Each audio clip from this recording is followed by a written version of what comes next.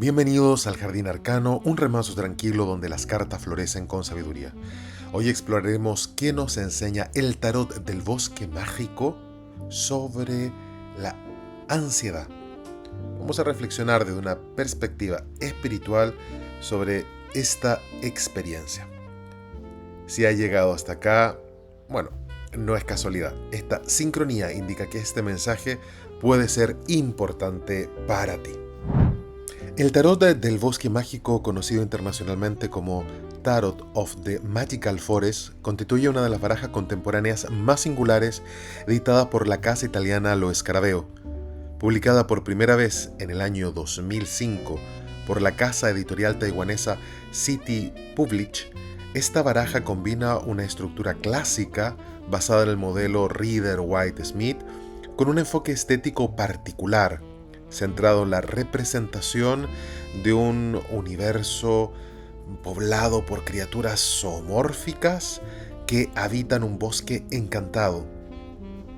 La dirección artística del proyecto estuvo a cargo de Sue Chi-kun, mientras que el arte de las cartas fue desarrollado por el ilustrador taiwanés Leo Tang, quien aportó un estilo visual que remite tanto al arte infantil como a las tradiciones pictóricas del este asiático, en particular a la sensibilidad narrativa del manga y a la ilustración de fábulas populares.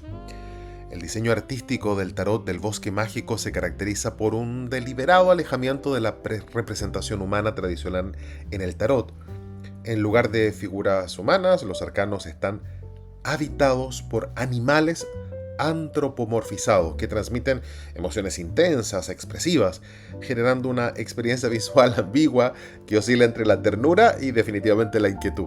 Conejos, zorros, gatos, ranas, ciervos son los protagonistas de este microcosmos simbólico cuya expresión facial siempre está exacerbada y refuerzan esa carga emocional de cada carta. La paleta de colores utilizada por Leo Tang, rica en verdes oscuros, tonos tierra, acentos muy brillantes, contribuye a crear una atmósfera densa y envolvente, coherente con el concepto de un bosque mágico en el que cohabitan lo amable y lo ominoso. A pesar de su apariencia aparentemente inocente, el tarot del bosque mágico mantiene un profundo respeto por la estructura simbólica tradicional del tarot. Cada carta responde con fidelidad a los significados arquetípicos establecidos por Rider-Waite-Smith, pero la adapta a su peculiar iconografía. De alguna manera no hay una banalización del simbolismo, sino que lo traduce a un lenguaje más accesible para sensibilidades tal vez más contemporáneas, con otro impulso estético. En comparación con otras barajas contemporáneas del escarabeo, como el tarot de las hadas o el tarot de los gnomos, el tarot del bosque mágico se distingue por su tratamiento emocional profundo y su particular combinación de dulzura y melancolía, y lo ominoso y lo oscuro, ofreciendo un cambio fértil para lecturas tanto introspectivas pero también para lecturas lúdicas. La creación de esta baraja debe situarse entre el contexto cultural del auge de la estética kawaii y la creciente interés internacional por la narrativa visual oriental a principios del siglo XXI.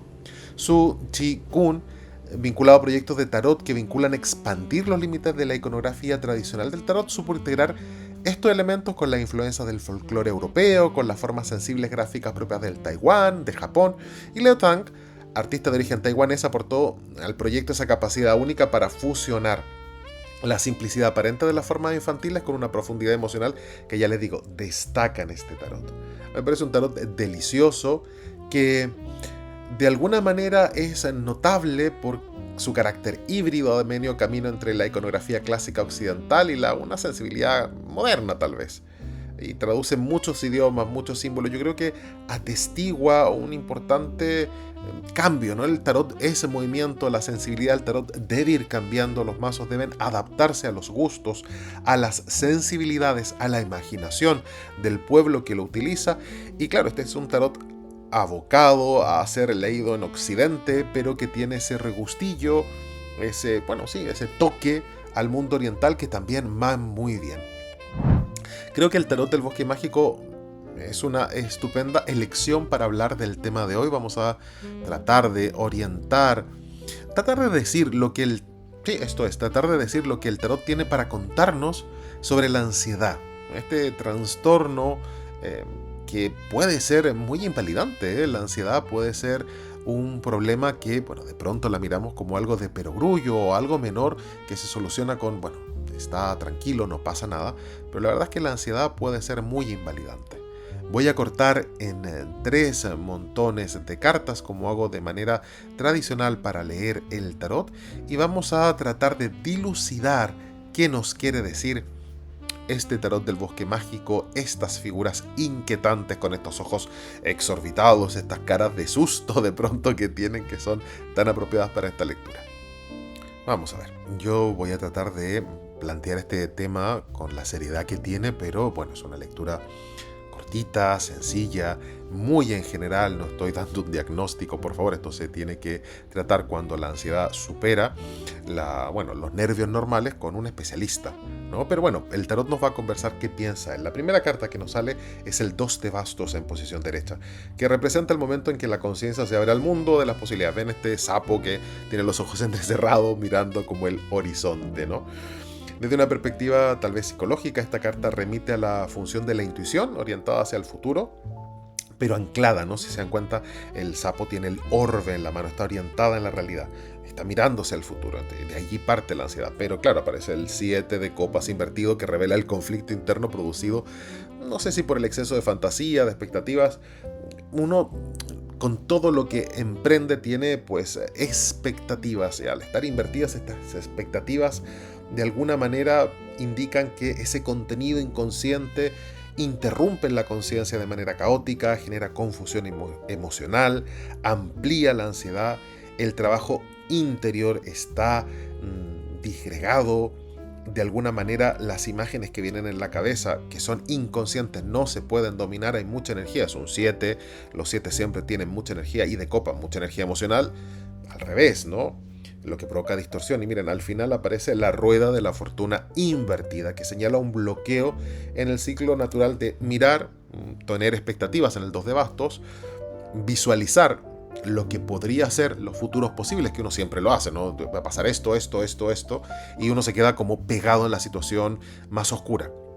La rueda de la fortuna vuelve con esta idea, ¿no? El proceso natural de desarrollo psíquico se ve interrumpido por el ego y se aferra rígidamente al control o al deseo de control. Y claro, hay muchas situaciones donde uno no puede controlar y empieza a imaginarse escenarios terribles y ese ese run run en la cabeza no termina, y lo que hace de alguna manera es mostrar el descontrol. Recuerden que la rueda de la fortuna también es imprevisible, ¿no? Entonces, en este caso, la ansiedad puede ser pequeña y quedarse pegado, pero como es la rueda de la fortuna y puede ser tan grande, también esto puede aumentar. Allí te deja la puerta abierta, depende del grado de ansiedad. Si has llegado hasta acá, aprovecha este minuto para darle like, suscribirte y compartir este contenido a personas que tal vez les puede resultar interesante. Voy a tratar de seleccionar una carta que resuma qué nos dice el tarot sobre esto que algunas personas sufren bastante, que es la ansiedad, pero que es una emoción humana que está bien dentro de los espectro de las emociones. Lo importante es que no nos invalide.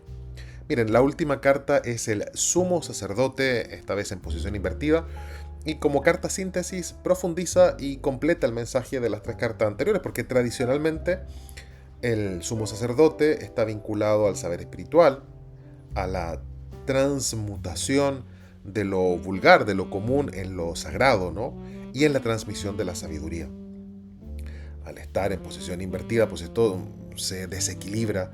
Al sumo sacerdote sugiere un momento donde este viejo sabio interno pues no es sabio, entonces se angustia, se preocupa, no sabe qué hacer con los elementos que va a imaginar. De alguna manera, esta carta invita a un trabajo de reconexión con la fuente interna, ¿no?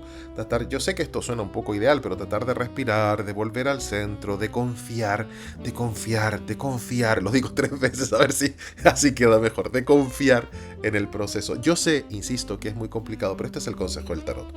Invita a soltar el miedo, a confiar en esa sabiduría inconsciente y que surja un sincero diálogo con nuestro mundo interno. Espero que estas reflexiones en el Jardín Arcano hayan sembrado nuevas ideas o iluminado antiguos senderos. Suscríbete, activen la campanita para futuras exploraciones y los comentarios siempre son bienvenidos en este jardín que florece con el diálogo. Nos encontramos de nuevo bajo la sombra serena de los árboles en el próximo encuentro en el Jardín Arcano.